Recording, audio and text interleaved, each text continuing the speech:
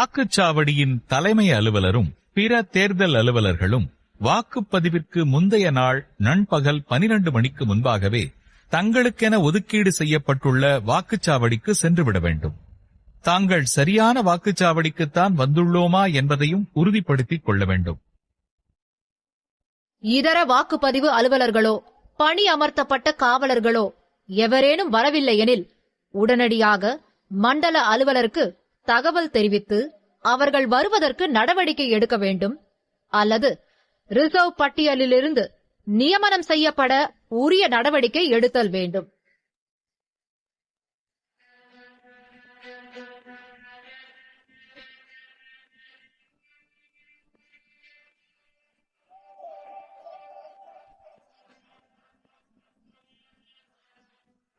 வாக்குச்சாவடியில் அடிப்படை வசதிகளான மேஜை, நாற்காலிகள், மின்சார வசதி, குடிநீர் வசதி, கழிப்பறை வசதி போன்ற அனைத்து வசதிகளும் உள்ளனவா என்பதை உறுதி செய்து கொள்ள வேண்டும்.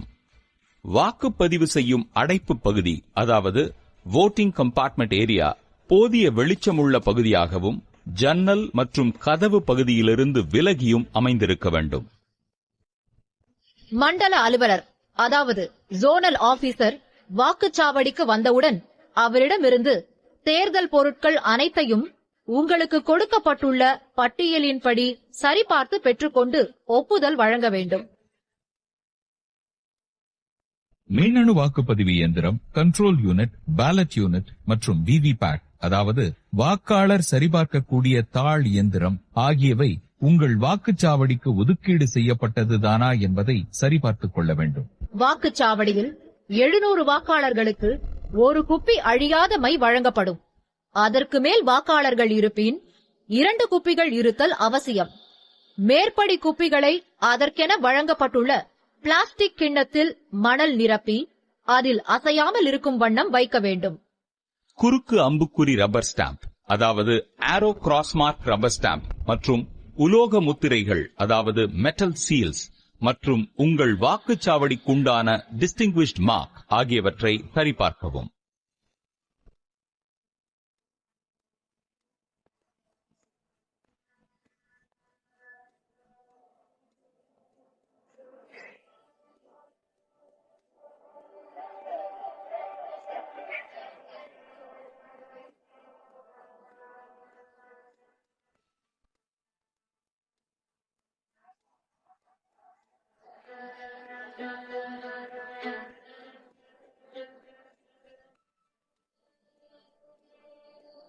வாக்குச்சாவடிக்கு வெளியே வாக்குச்சாவடியின் பரப்பு மற்றும் அங்கு வாக்களிக்கும் வாக்காளர்களின் வசிப்பிடம் குறித்த விதிகள் அடங்கிய அறிவிப்பை அனைவருக்கும் நன்கு தெரியும் வகையில் ஒட்ட வேண்டும். போட்டியிடும் வேட்பாளர்களின் பட்டியல் அடங்கிய படிவம் 7A அனைவருக்கும் தெரியுமாறு வைக்க வேண்டும். வாக்குச்சாவடி முகவர்களுக்கான இருக்கைகள் வாக்குப்பதிவு அலுவலர்கள் பார்க்கும் வண்ணம் அமைக்கப்பட்டிருக்க வேண்டும்.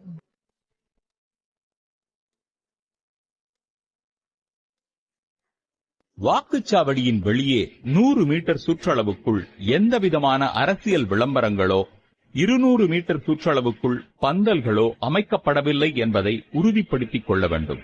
அவ்வாறு இருப்பின் உடனடியாக அவற்றை அப்புறப்படுத்தவோ அழித்திடவோ நடவடிக்கை மேற்கொள்ளப்பட வேண்டும். வாக்குச்சாவடியில் ஷாமியானா பந்தல் அமைத்து வாக்களிக்க வருகை தரும் முதியவர்களும் உடல் நலம் குன்றியவர்களும் அமர்வதற்காக இருக்கைகளும் மாற்றுத்திறனாளிகள் அமர்வதற்கென பிரத்யேக இருக்கையும் இருத்தல் அவசியம். வாக்குச்சாவடிக்குள் எந்த ஒரு அரசியல் தலைவரின் படம் இருந்தாலும் அவற்றினை உறையிட்டு முழுமையாக மூடிவிட வேண்டும். வாக்குச்சாவடியில் பயன்படுத்திட வாக்காளர் பட்டியலின் 4 நகல்கள் கொடுக்கப்பட்டிருக்கும். குறியீடு படி 1, அதாவது மார்க் காப்பி. ஆளறிதலுக்கான படிகள் 3, அதாவது 3 ரெஃபரன்ஸ் காப்பி. இவற்றின் அனைத்து பக்கங்களும் விடுதலின்றி இடம்பெற்றுள்ளதா எனவும் துணைப்பட்டியல்கள் இணைக்கப்பட்டுள்ளதா எனவும் அனைத்து பக்கங்களும் தெளிவாக அச்சடிக்கப்பட்டுள்ளனவா எனவும் சரிபார்த்தல் வேண்டும்.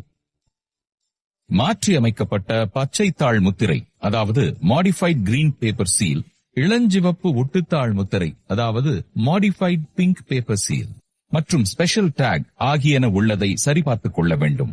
மேற்படி முத்திரைத்தாள்களில் உள்ள வரிசை எண்கள் சரியாக உள்ளதையும் உறுதி செய்து கொள்ள வேண்டும்.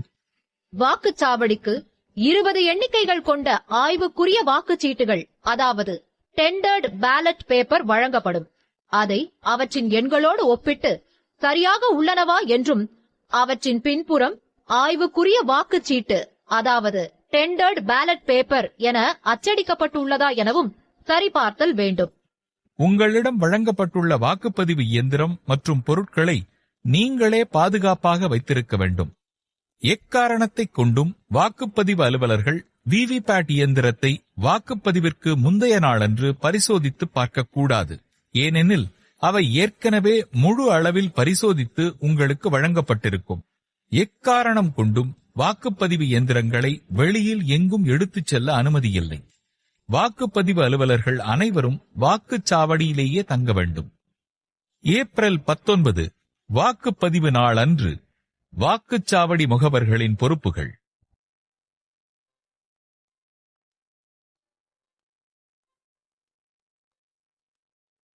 ஒவ்வொரு வேட்பாளரும் அந்தந்த வாக்குச்சாவடிக்கு வாக்காளர் புகைப்பட அடையாள அட்டை வைத்திருக்கும் சம்பந்தப்பட்ட சட்டமன்ற தொகுதியை சேர்ந்த நபரை மட்டுமே ஒரு முகவர் மற்றும் 2 ரிலீஃப் முகவர்களை நியமிக்க இயலும்.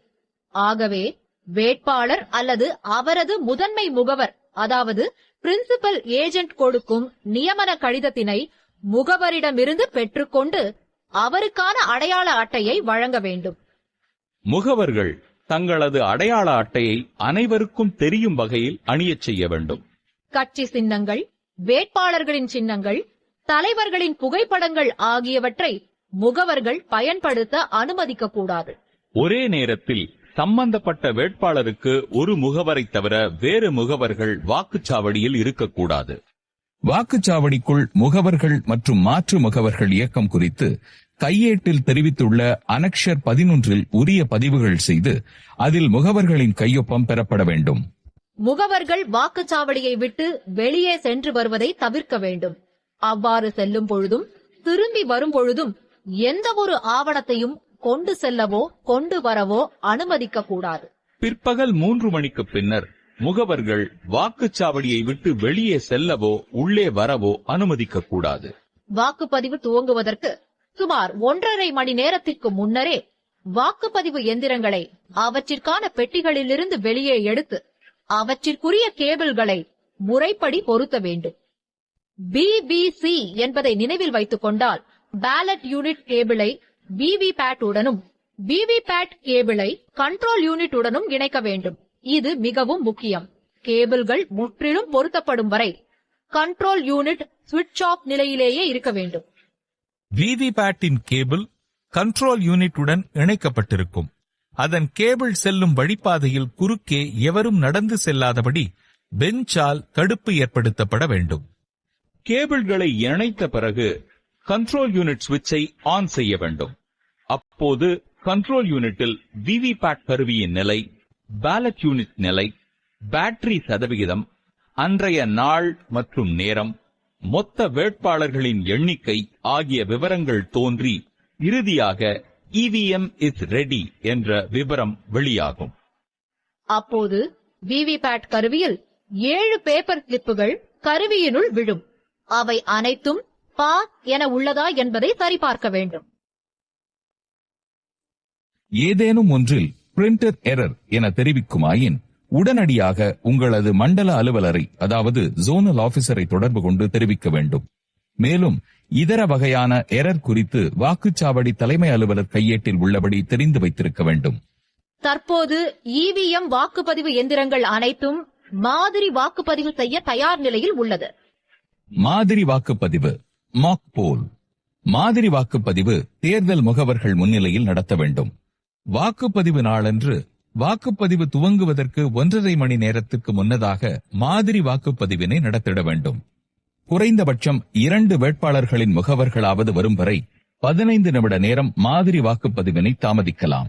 அதன் பின் வருகை தந்திருக்கும் முகவர்கள் முன்னிலையில் மாதிரி வாக்குப்பதிவினை நடத்திட வேண்டும். CU கருவியில் உள்ள கிளியர் பட்டனை அழுத்தியவுடன் வேட்பாளர்களின் ஓட்டு விவரம் திரையில் 0 என காட்டும். விவிபேட்டில் உள்ள பேலன்ஸ் ஸ்லிப் கம்பார்ட்மெண்ட் காலியாக உள்ளதை முகவர்களுக்கு காண்பிக்க வேண்டும்.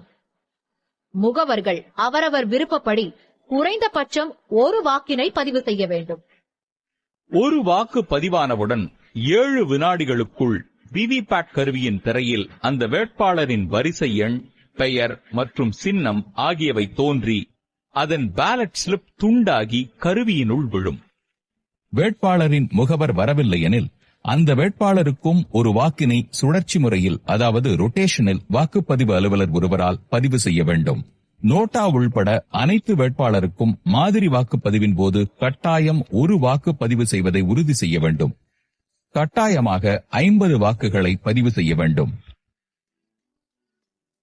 மாதிரி வாக்குப்பதிவு முடிந்தவுடன் CU கருவியில் உள்ள க்ளோஸ் பட்டனையும் பின்பு ரிசல்ட் பட்டனையும் அழுத்தி பதிவான வாக்கு எண்ணிக்கையை முகவர்களுக்கு காண்பிக்க வேண்டும்.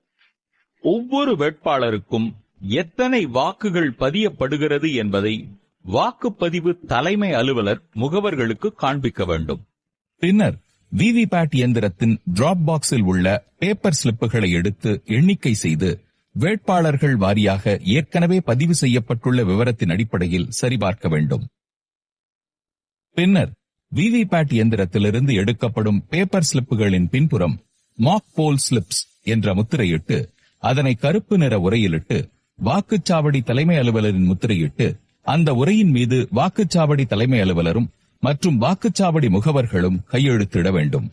மேற்படி உரையின் மீது வாக்குச்சாவடி எண், பெயர், சட்டமன்ற தொகுதியின் எண் மற்றும் பெயர், வாக்குப்பதிவு நாள் இவற்றுடன் VVPAT paper slips of mock poll என எழுதப்பட வேண்டும். மாதிரி வாக்குப்பதிவு முடிந்தவுடன் அதற்கான சான்றினை, அதாவது மாக் போல் சர்டிபிகேட்டை தயார் செய்து இணைப்பு 5 உரிய படிவத்தில் முகவர்கள் கையொப்பம் பெறப்பட வேண்டும்.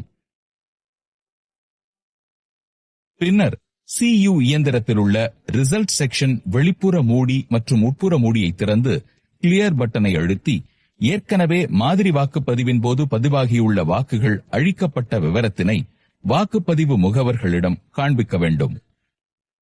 மாதிரி வாக்குப்பதிவு முடிவடைந்தவுடன் வாக்குப்பதிவு இயந்திரத்தை முத்திரையிடுவதற்காக இந்த தேர்தலிலிருந்து மாடிஃபைட் கிரீன் பேப்பர் சீல் என்கிற புதிய முறை அறிமுகப்படுத்தப்பட்டுள்ளது. முதலில் வாக்குப்பதிவு இயந்திரத்தை ஆஃப் செய்துவிட வேண்டும். அதன் பிறகு வாக்குப்பதிவு இயந்திரத்தில் கண்ட்ரோல் யூனிட்டில் உள்ள ரிசல்ட் கம்பார்ட்மெண்ட் பட்டனை திறந்து அதற்கென தனியாக தயாரிக்கப்பட்ட மாடிஃபைட் கிரீன் பேப்பர் சீலை அதன் உள்ளே நுழைக்க வேண்டும். அந்த தாளில் மேல்புறம் பச்சையாகவும் கீழ்ப்புறம் இளஞ்சிவப்பு நிறத்திலும் இருக்கும். படத்தில் காட்டியுள்ளபடி சரியாக வைக்க வேண்டும். பச்சை நிறத்திற்கு மேலே A எழுத்து கொண்ட ஸ்டிக்கரும் இளஞ்சிவப்பு நிற பட்டனுக்கு கீழே B எழுத்து கொண்ட ஸ்டிக்கரும் இருக்கும் வண்ணம் மாடிஃபைட் கிரீன் பேப்பரை ரிசல்ட் கம்பார்ட்மெண்டில் 2 பக்கமும் தெரியும் வண்ணம் வைத்து ஸ்பெஷல் டேக் கொண்டு சீல் இட வேண்டும். அந்த ஸ்பெஷல் டேக்கின் நம்பரை குறித்து வைத்துக் கொண்டு அதன் மீது பிரிசைடிங் ஆபீசர் கையொப்பமிட வேண்டும். மேலும் அதில் வாக்குப்பதிவு முகவர்கள் ஒரு சிலர் கையொப்பமிட வேண்டும். அதன் பிறகு அதனை முறையாக கட்டி அரக்கு கொண்டு சீலிட வேண்டும்.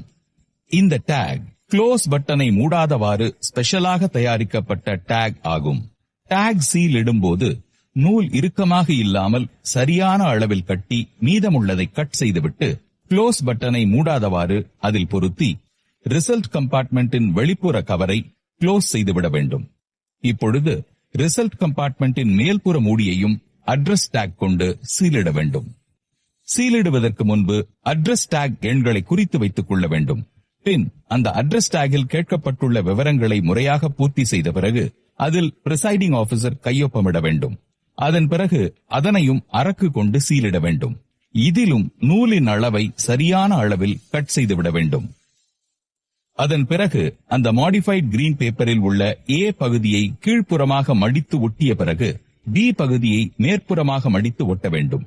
B பகுதியை ஒட்டிய பிறகு அதன் அருகில் எண்கள் காணப்படும். அதில் பிரிசைடிங் ஆபீசரும் வாக்குப்பதிவு முகவர்களும் கையொப்பமிட வேண்டும்.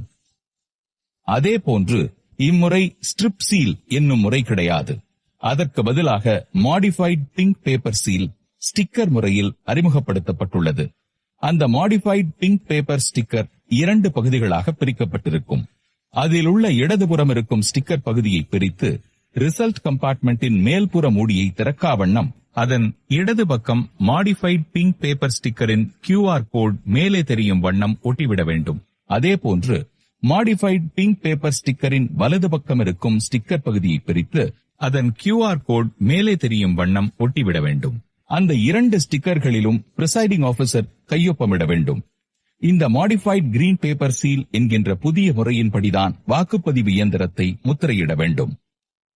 விவிபேட் டிராப் பாக்ஸில் எவ்வித பேப்பர் ஸ்லிப்புகளும் இல்லை என்பதை உறுதி செய்து டிராப் பாக்ஸ் கவரை மூடி முத்திரையிட வேண்டும்.